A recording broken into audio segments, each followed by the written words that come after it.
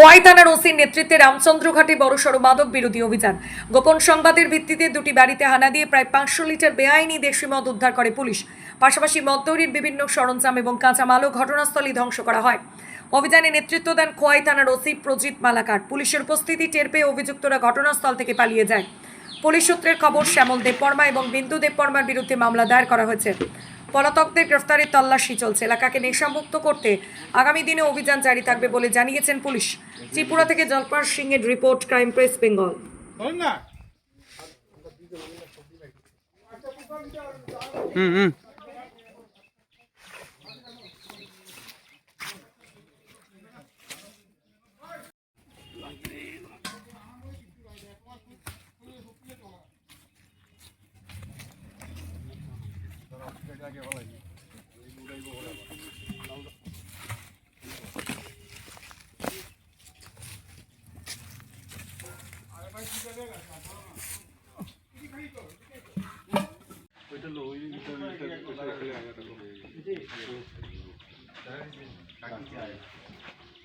আসেনি কেন?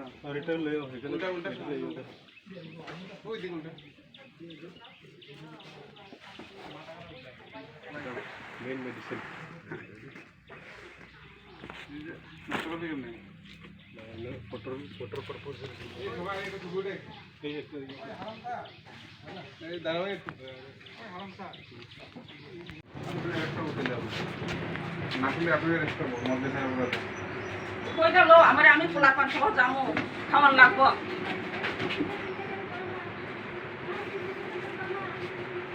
বাজার পাতে ব্যস্ত আছে হেনারে ধরতে পারে না আমার কথা এমন কত কেনে নাম দাও আমরা খবর পাই না, খবর পাইলে তো আইতে লাগবে।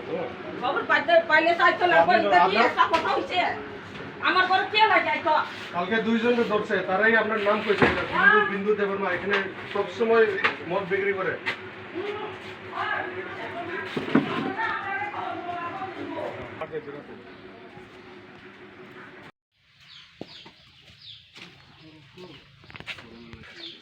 তো আইয়ে না নাকি মালিকানা পাওয়া গেছে?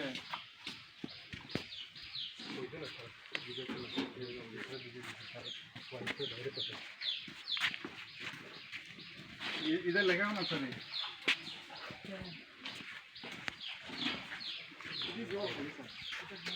जल तुला मध्य तुला मध्य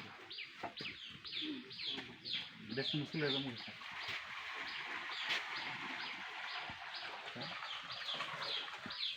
ছোট ছোট ভিডিও করে দিই।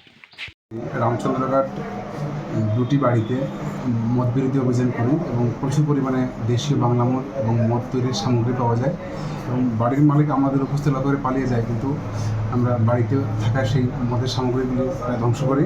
প্রায় 500 লিটার মতো দেশীয় বাংলা মদ এবং বিভিন্ন সামগ্রী ধ্বংস করি এবং বাড়ির মালিকের বিরুদ্ধে আমরা একটা ত্রিপুরা এক্সাইজ অ্যাক্টে পিআর সাবমিট করছি, পাঠাচ্ছি। স্যার, যেই গুলি ধ্বংস করেছেন কীরকম টাকার মূল্যের? তো মদের র মেটেরিয়ালস 25,000 টাকা তো হবেই।